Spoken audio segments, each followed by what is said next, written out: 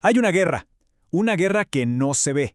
No se libra con tanques ni con misiles, sino en el corazón mismo de la economía. Y según esta línea de análisis, esa guerra está llegando a su punto final. Para entender lo que está en juego, hay que apagar la televisión, olvidarse de las banderas, de las religiones, de las excusas que nos dan todos los días. Porque el conflicto real, el que de verdad importa, es mucho más antiguo, mucho más profundo. Y acá está la clave de todo. De un lado tenés un sistema que crea dinero de la nada, que vive de la deuda, de la especulación. Del otro, un sistema que se basa en la riqueza real, en el trabajo, en la industria, en los fierros. Esa es la verdadera grieta que parte al mundo en dos. Lo que se está disputando es ni más ni menos que el futuro. Es la decisión final sobre si las naciones van a ser dueñas de lo que producen o simples esclavas de un sistema de deuda global. Si el valor lo va a definir un tipo en una computadora o el obrero en una fábrica. Miren bien este cuadro. Es la anatomía de la guerra.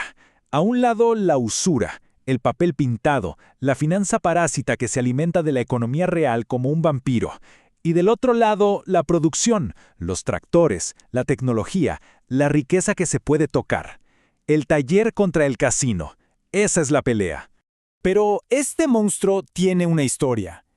Y para entender cómo derrotarlo, hay que viajar a su origen. Hay que ir a la cuna donde se gestó el virus, a los oscuros y húmedos pantanos de Venecia.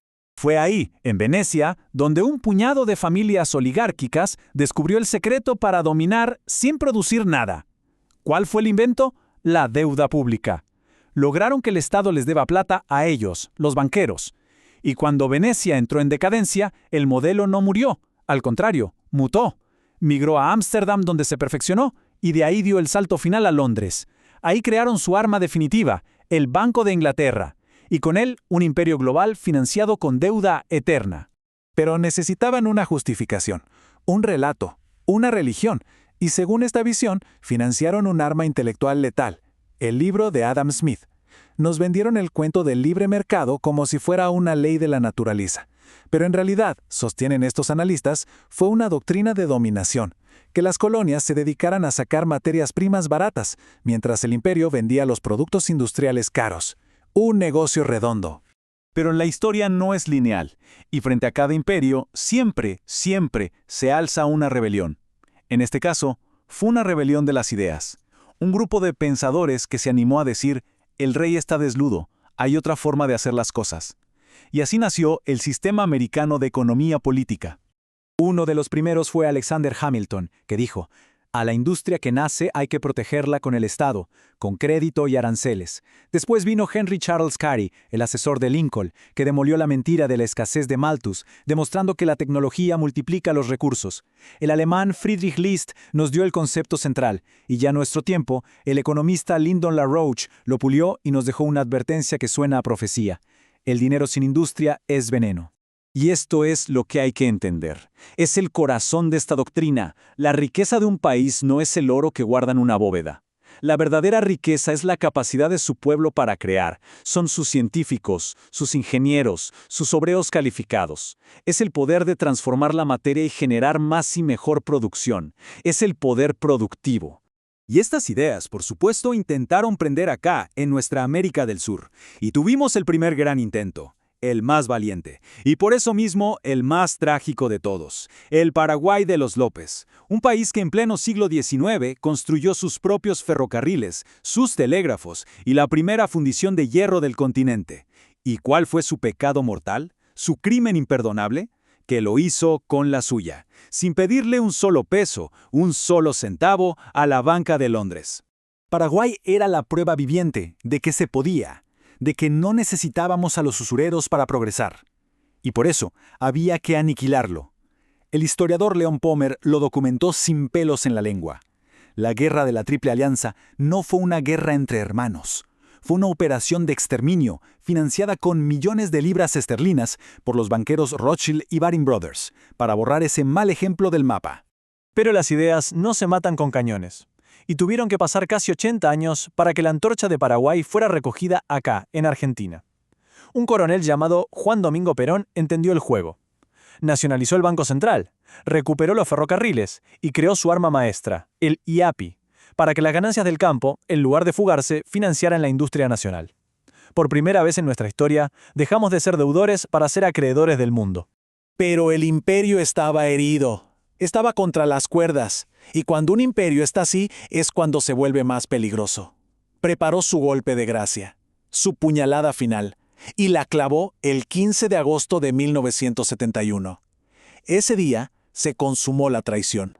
Fue Richard Nixon, con Henry Kissinger susurrándole al oído, quien apretó el gatillo. Desvinculó al dólar del oro. A partir de ese día, el dinero del mundo dejó de representar riqueza real. Era papel. Para obligarnos a aceptarlo, crearon el sistema del petrodólar. Si querías petróleo, tenías que pagar con esos papeles sin respaldo. Después mudaron las fábricas a China, dejando a Occidente como un cascarón industrial vacío. Y el tiro de gracia llegó en 1999, cuando borraron las leyes que ponían un freno a la especulación bancaria. La bomba de tiempo, como dicen estos analistas, estaba lista para estallar. Y Lyndon LaRouche lo había dibujado años antes, en un gráfico que hoy parece una profecía, la triple curva. Fíjense, la masa de dinero, para arriba. Los papeles financieros, los derivados, directo a la estratosfera. Y mientras tanto, la producción real, la de bienes, en picada. Era una cuestión de tiempo, era matemática pura. La burbuja iba a reventar. Y en 2008 reventó. Lehman Brothers, uno de los gigantes, se hizo polvo. ¿Y qué pasó? ¿Apareció el famoso libre mercado para dejar que quiebren? No. Los mismos que te dicen que el Estado no debe intervenir, corrieron a golpear la puerta del Estado para que los rescate. 700.000 millones de dólares, de entrada. Plata de los contribuyentes para salvar a los mismos parásitos que habían incendiado el sistema. Una locura. El sistema occidental se caía a pedazos. Era evidente para cualquiera. Y entonces muchos empezaron a mirar para otro lado, buscando un salvador. Pero el imperio, que nunca duerme, que no desaparece sino que se transforma, ya había preparado la siguiente trampa. Una trampa muy bien disfrazada. Nos empezaron a hablar de los BRICS, de un nuevo polo de poder que venía a desafiar a Occidente.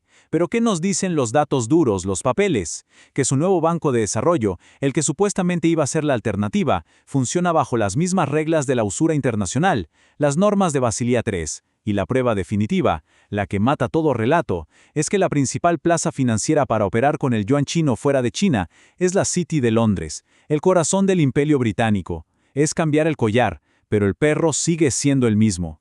Y toda esta historia, que empezó en Venecia, que pasó por Londres y Wall Street, hoy, ahora mismo, encuentra su campo de batalla final acá, en nuestra tierra, en el sur del sur, en la Patagonia Argentina. Tenemos bajo nuestros pies una de las reservas de gas y petróleo más grandes del mundo. Un tesoro. Pero la pregunta del millón, la que va a definir nuestro destino para los próximos 100 años, es una sola. ¿Esa energía para quién es? ¿Es para desarrollar nuestra industria o para alimentar la timba financiera global? El sistema monetarista te dice una cosa. Hay que venderla a precio internacional. Es decir, atar el futuro de nuestras pymes y de nuestra gente a lo que decida un especulador en Nueva York. La economía física, la doctrina peronista que defiende con uñas y dientes Guillermo Moreno, dice exactamente lo contrario. El precio se basa en los costos de producción. Una simple decisión técnica que lo cambia todo. Porque significaría tener la energía más barata del planeta, el combustible para poner en marcha de una vez por todas la reindustrialización del país. Pero para hacer eso, hace falta coraje. Hace falta lo que Marcelo Gullo llama una insubordinación fundante, animarse a desobedecer, como hicieron todas las grandes potencias para llegar a ser lo que son. Es la resistencia al globalismo que plantea desde otra vereda Alexander Dugin, y es entender, como insiste Guillermo Moreno, que el centro del tablero mundial se corrió. Hoy se disputa acá, en el Atlántico Sur, con Malvinas como una daga clavada en nuestro territorio. Y es recordar el legado ético de hombres como don Jaime de Nevares, que nos enseñaron a ponernos siempre del lado de los que producen, no de los que especulan. La elección entonces es brutalmente clara. O seguimos atados a la computadora del especulador, o encendemos los altos hornos de la patria.